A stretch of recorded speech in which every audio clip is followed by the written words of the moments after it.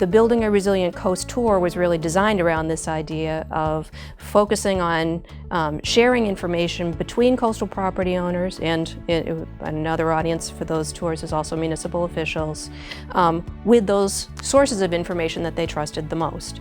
So really a peer-to-peer type of learning situation. I think I learned about three things, really. One was the degree of confusion and a sort of lack of focus that comes out of an emergency like this. It's like ordinary life shut off, people struggling. They don't know how to get into their houses, what about the schools? There's just a vast kind of confusion that when we were there, I think it was 18 months later, there was still the same kind of confusion, like who to go to for help. So that's one thing, that you kind of have, people are going to have information, good information ahead of time, and a lot of people in a town, if you're going to prepare for this. So one of the things that I came away with, and I continue to talk about, is how we can be prepared, and we need to be prepared. We need to have processes in place for if a storm is coming, that we have things that we have ready to go. And I think a lot of people in the day we had the municipalities talk to them about it, that was the important thing that they heard, was that you need to be ready. You need to have resources available. You need to have both financial resources and other resources so that when the storm is over, you have a plan of attack to get the community back in some sort of order as quickly as possible. I remember them talking about in Long Beach Island, how the first thing they did was they had everybody take everything out of their homes, put it on the side of the road, and they had trucks and bulldozers and things coming to pick it up to get the debris out of there. Because the most important thing you can do, people can't look at their lives on the side of a street. You can't look at those things day in and day out and try to move forward. The second thing that I picked up has to do with the severity of the storms increasing. We didn't talk a lot about climate change down there. I know a little bit about climate change. You've either heard of it or you haven't, okay, because it's happening. It's happening. We didn't talk about that. We talked simply about the effects of it. But it comes to the same thing. There was a town there, a very large percentage of homes were significantly damaged by the storm. My memory is 60%, but I may be wrong on that. And they were unprepared to face this because none of these homes were on any flood zone maps at all. It was just a shot in the dark for these people. So from that, I'm seeing that the nature of storms on the Atlantic and elsewhere, sea level's higher, there's more energy out there. The storms are going to be a lot worse than what we've seen in the past. It's going to cause an extra layer of preparation to deal with it.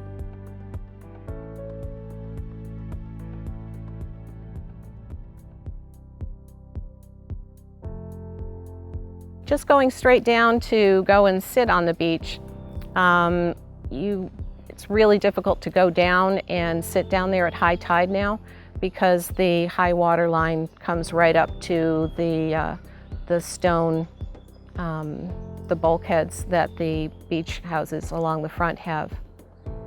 So you have to watch the tide. You have to make sure it's not high tide when you go to sit out in the sun. I think some of the biggest messages that I think we need to bring back to the Maine coast is the importance of preparation and the importance of understanding that this could happen. I don't think we believe that it could happen. I think as humans we're creatures of habit, and we just don't think it's going to be something that will happen to us. And I think preparation and working together, I think creating some kind of southern coastal group that begins to have conversation, I think is an important piece, a regional approach, if you will, to a problem. Whether or not we can get cooperation from other cities, I'm not sure that will happen, but I was impressed with a couple of citizens that were in our area that showed up because I think they're wondering what's going to happen. over down from our beach at Ferry Beach all the way up to Bayview in Saco, that whole group of neighbors has been looking at how we can replenish the beach. But they're individual citizens thinking about how to do it. There is a staff member from NOAA who's here in the region, and so we've had a couple of conversations about whether or not we could do some kind of regional support, and maybe doing that on a regular basis so that as people move in and out of our community, we can help those people learn about what they could be doing to help address some of the problems. It's important for people to be self-reliant in these situations. In preparation, what we saw was being self-reliant after the fact. It would be better to be self-reliant before the fact. That is, by self-reliant I mean individuals and towns. The more local you're doing this work, the more effective it's going to be. The federal government is big, it's distant, it's got immense bureaucratic regulations. What we saw down in New Jersey was that when people sort of picked it up themselves, their own house, looked to their neighbor, and where the towns themselves were active rather than waiting for the federal government, let's say, to send aid. When they tried to look at the situation, figure out what can we do, what's the next thing to do, they did better. The one thing that has made me a lot more connected to what's going on in Drake's Island is social media. Drake's Island has its own Facebook page, and it was very helpful and informative over the winter time because some of the residents that are here year-round were posting photos, were kind of making note of how many feet of snow showed up today. And as a result of that and watching the conversations that were going on there, I realized that it would probably be a really good thing to have someone come out and shovel some of our roofs. I never would have thought of that if I hadn't seen that other people on Drake's Island were talking about doing that and making suggestions as to who you could call to take care of things. In this day of fewer newspapers and media outlets, there is a real challenge to us, the administrators, the town government, to figure out ways to communicate with people who don't live here but for 3 months out of the year, and some points don't even live here but for 1 week out of the year, but still own that $1 million property on the beach. It's very difficult to communicate. We have all the tools, we have social media, we have streaming.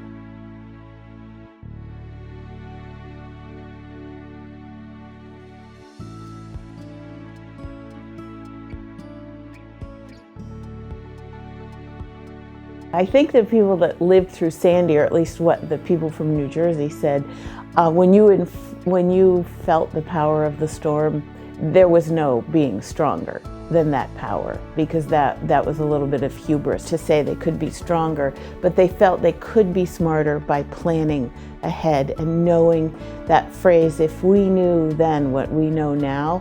Well, in a way, New Jersey was knowing then. We know from the New Jersey experience what could happen here. And like other folks have said, you can't just think of the past and say, oh, that's never happened before. The biggest thing that I took away from the trip was to be prepared, to have a plan and be prepared to deal with all the issues that the storm is going to bring.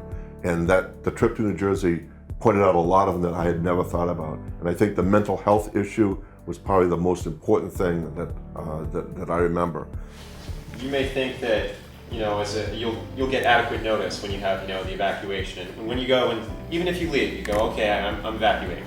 It's time to go. We had 48, 72 hours notice that the evacuation was going in. So on Long Beach Island, basically you were allowed off the island at a certain point, and then after you left, you couldn't come back and, I forgot a few things. Yeah, I was working for an organization on the island at that point in time, and I had gone through my preparations with the forecast in mind, and I outthought myself. I was stupid in thinking that I was smarter than the storm, because you're never going to be smarter than everything. So I knew where our highest, elevations were in terms of flooding. So I went a foot above that in my office and moved everything out. And then I got home and I saw the storm surge forecast had jumped up another 3 feet. And I went, oh no, oh no. And I went to try to get back and realized I can't get back. So if you have that go bag ready, then you have everything that you could possibly need to continue your life in the event that you don't have anywhere to come back to. It's so vital, because you never know what's going to change in that time period from when you leave your house and when you get back to it.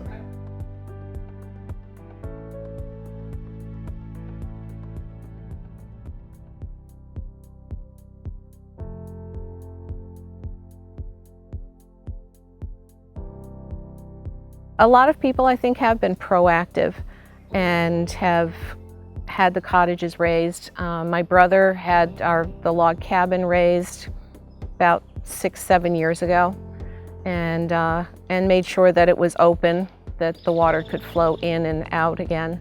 There are people still alive that remember the '78 storm, so maybe another way is to get at some of these stories from old timers who have lived through the '78 storm and remind people of what things were like and how preparation could save lives and protect property. We had breakfast one day in a restaurant, and we chatted up the waitress. I like to kind of find out what people are thinking, just sort of randomly. And she talked a lot about the storm. She had praise for the federal government. She said they tried to help, the towns tried. She said it was just a lot of confusion everywhere.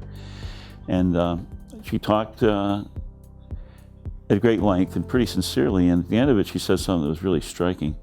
She said, well, thank God we'll never have to go through that again. And I thought, oh, geez. How do you know you won't have to go through that again? It could happen next year. It might not happen for 20 years. But that's what they said in Vermont, that's what they said in Queens, that's what they said in New Jersey.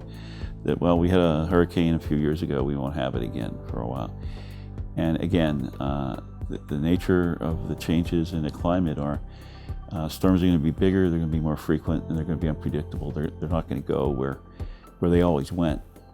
And people are going to have to think a little bit differently, okay? The future's not the past. They're going to have to make preparation in ways that will cost them some money, but you know what? If they don't do it, there could be enormous damage and enormous suffering. Well, what we've had is more of a general discussion with the county emergency management agency, and making them aware that they should be concentrating more of their efforts on the coast. They do a great job with following the storm and providing shelter announcements and getting resources out, but they haven't really coordinated the parties. A new project is coming up, trying to have dialogues between communities and determine who is prepared or what have they done to prepare in their own communities. And from that, perhaps bring that to a further level of planning. When I was at Sandy, listening to some of the people talk about what had happened, no one thinking, the first restaurant we went to, they didn't think that ever there would be a storm that would take them out, and yet, within months of opening, they lost their whole business. And then to see it now, and their elevator on the outside, and it's 12 feet up in the air, and kind of amazing.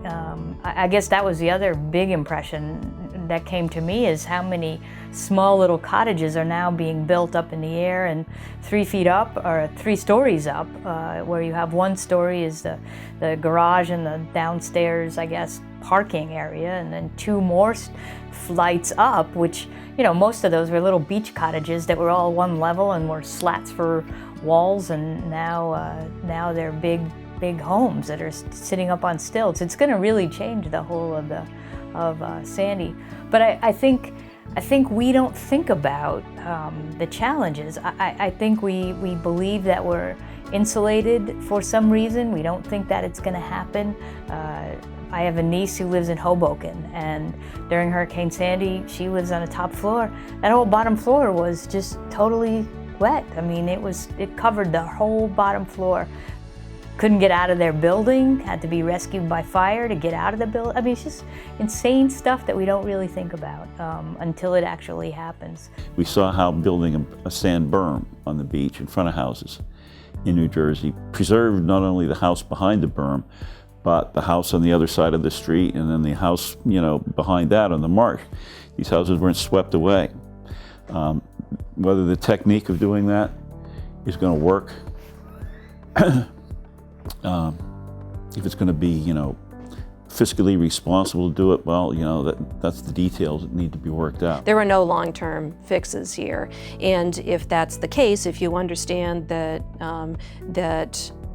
the resource, the coastline moves. It is made of materials that move. That in order to provide that kind of flexibility for erosion control, you need to use those soft materials, basically. So there's all kinds of different approaches that fall under the category of soft alternatives.